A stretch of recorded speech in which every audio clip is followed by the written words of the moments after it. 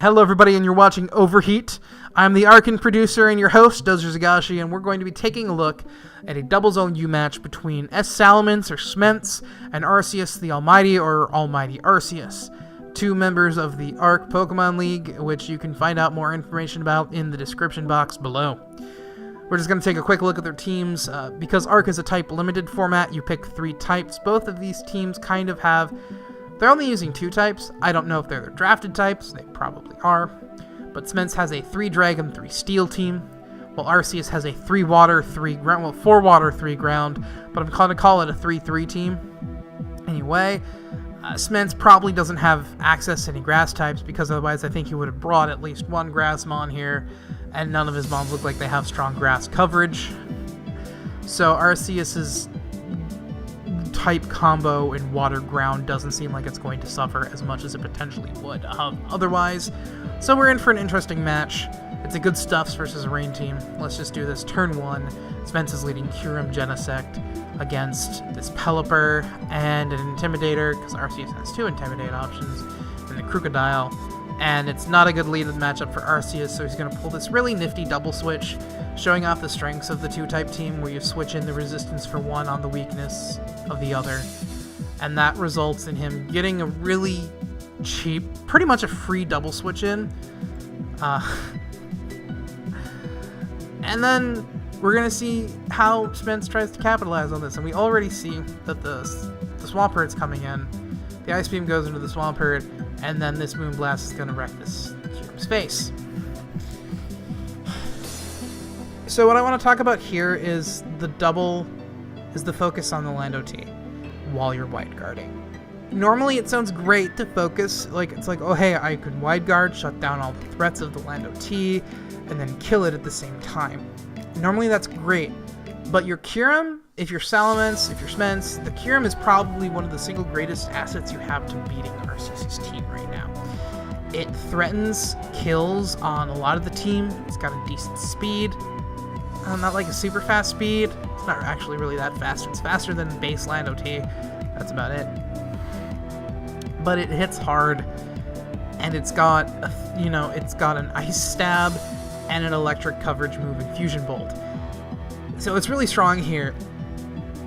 And he's basically throwing it away. Because of the wide guard, the Lando T's biggest threats in Rock Slide and Earthquake are kind of blocked off.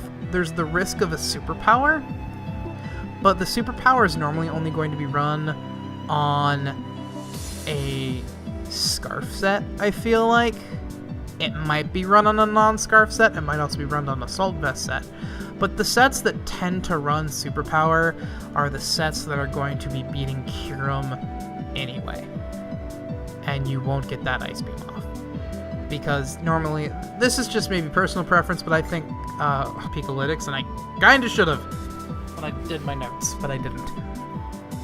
So the wide guard really stopped most of the threat that the Lando T posed, which meant you could focus on the next biggest threat, and the threat that's actually scary to what you've got on the field, and that's a Moonblast from the Tapu Fini, because you saw how much it did. A Fusion Bolt into the Tapu Fini slot might have killed. Tapu Fini's super bulky, so I'm not entirely sure. Your Life Orb, so this isn't your Z-move user, so I guess there's really not much to say on that regard. But that probably would have been the better play. Overall, it's gonna work out for Smence, as we're going to see moving on, but not really to Smence's own good play. Because here the Kyurem's gonna die, because Swampert's gonna Mega Evolve and outspeed everything, because of Swift Swim, because Swift Swim's a great ability. And the Aegislash is gonna Shadow Ball onto the Pelipper and get a crit. And I have checked the calcs, that crit mattered.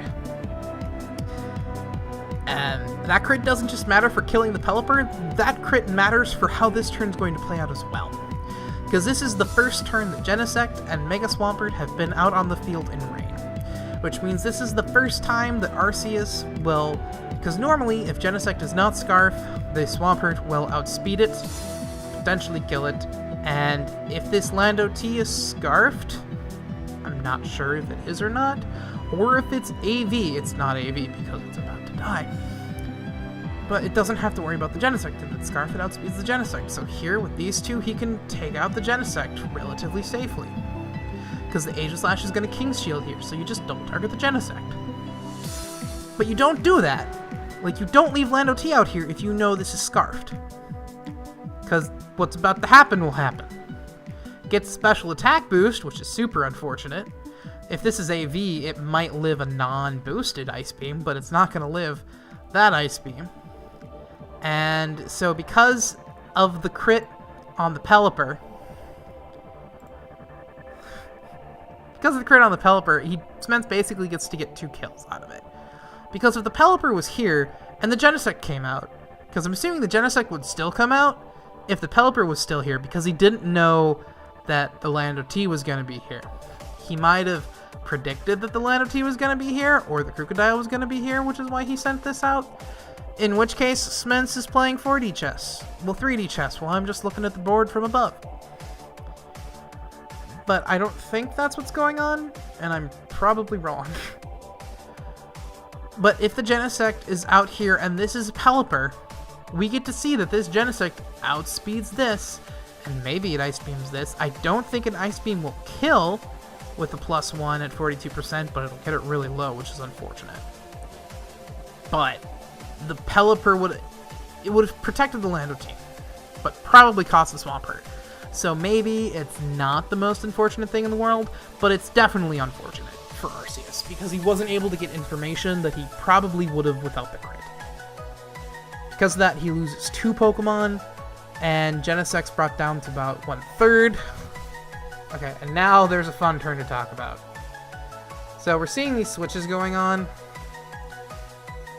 but the main thing to focus on here is this Aegislash use stance change. I didn't talk about that a lot yet, because it wasn't important until now, and I wish that the going back a turn worked a lot better on the Showdown replay system for when I miss my pause point.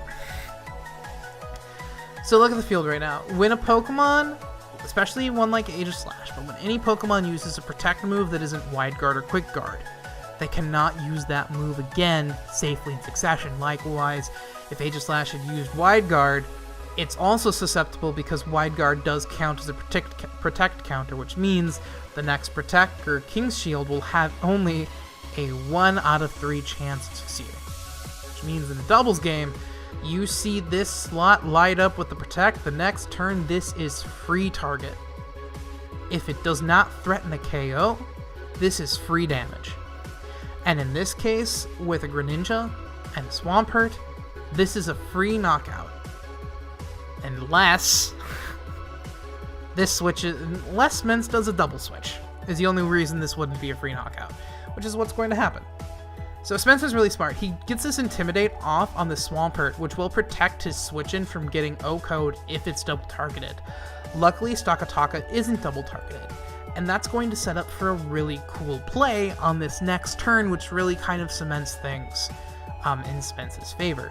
Smence is going to lose the Stakataka in the process, but he's going to save the Salamence, because right now it's like, oh hey, these two just kill Salamence. Salamence is going to die. This can use its Water Spread move to kill this if it somehow lives an Ice Beam from Greninja, and just kill this because it's Stakataka, and Stakataka will die to Water Gun and Rain. But Stakataka reveals that it has Ally Switch.